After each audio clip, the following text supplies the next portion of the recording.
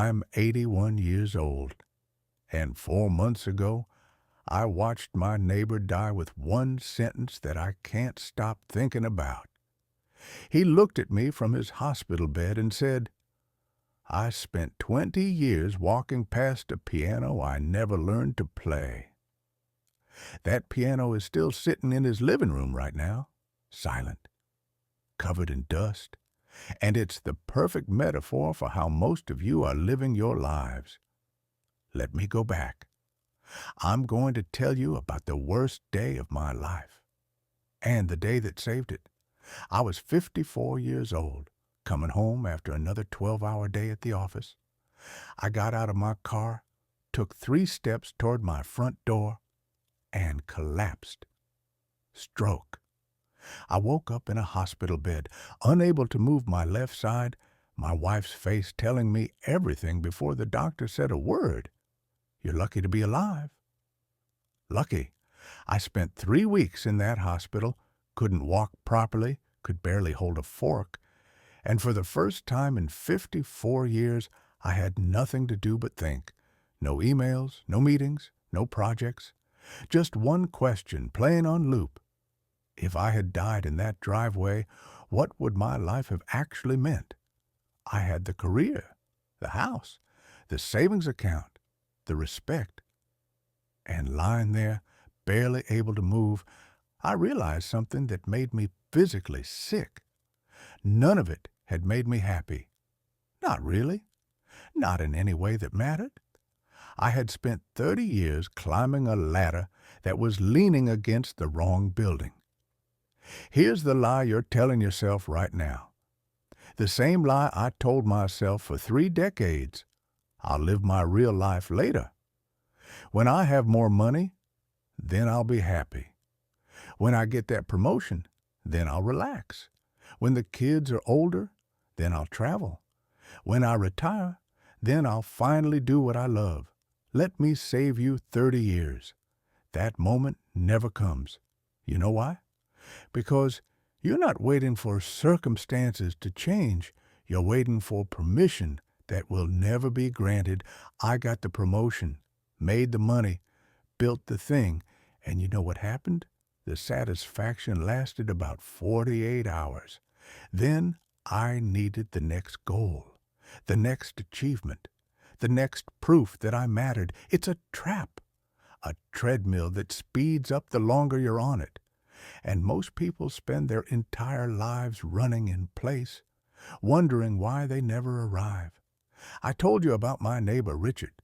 We'd waved to each other for 15 years. Occasionally, talked about the weather. One Saturday morning, his wife knocked on my door, crying.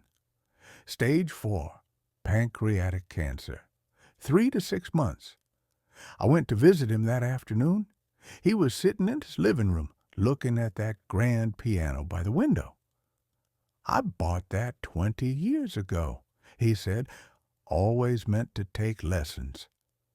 I'd walk past it every single morning on my way to a job I didn't even like. Every single night on my way to bed. Kept telling myself I'd learn when I had time, when work slowed down, when I retired. He looked at me, and I'll never forget what he said next. "I had 7,300 days to sit down at that piano. I was always too busy." Richard died 4 months later. That piano is still there.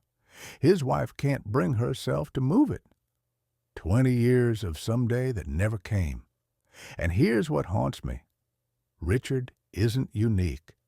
Most people die surrounded by unlived dreams, covered in dust, like that piano.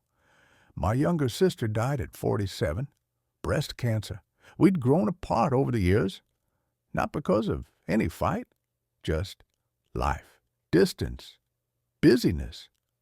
We texted on birthdays, saw each other at holidays, always with this unspoken agreement that we'd catch up properly soon.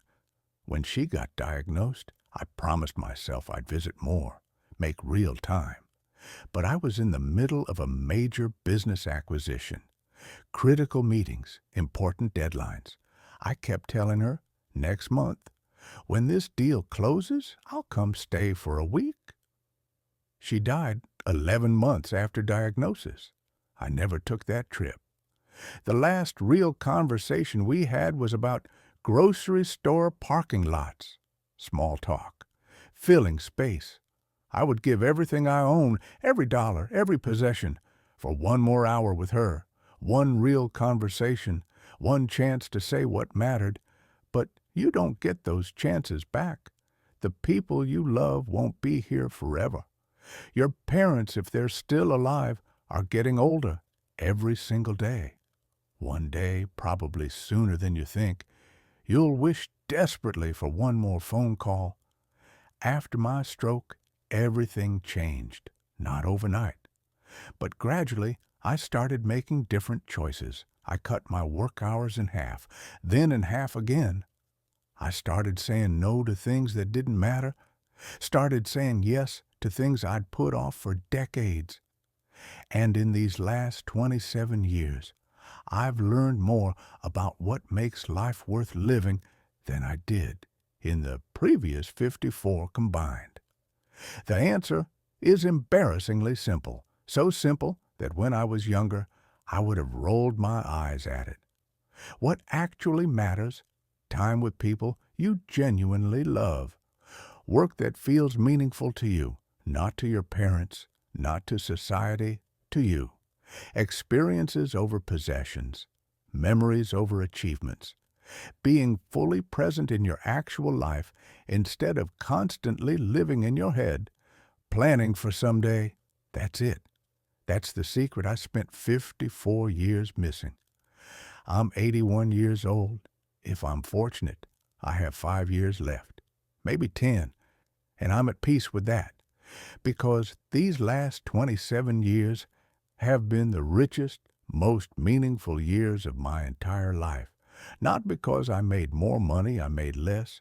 Not because I achieved more, I achieved less by society's standards, but because I finally started living intentionally. I'm happier now at 81, with maybe a handful of years left, than I was at 30, when I thought I had forever. You have a choice to make. Right now, you can keep living the way you're living, chasing success, putting off happiness, telling yourself you'll make time later. Or you can wake up. I can't make this choice for you, but I can tell you this. Don't be Richard. Don't spend 20 years walking past your piano. Don't wait until you're in a hospital bed to realize you've been climbing the wrong ladder. Don't let your someday become never.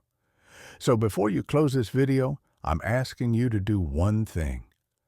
Text someone you've been meaning to call. Book that trip you've been postponing. Start that thing you've been afraid to try. Don't let this be another video you watch, feel inspired by for 10 minutes, and then forget. Your clock is ticking. What are you going to do with your time? If this message resonates with you, subscribe for more wisdom on living intentionally.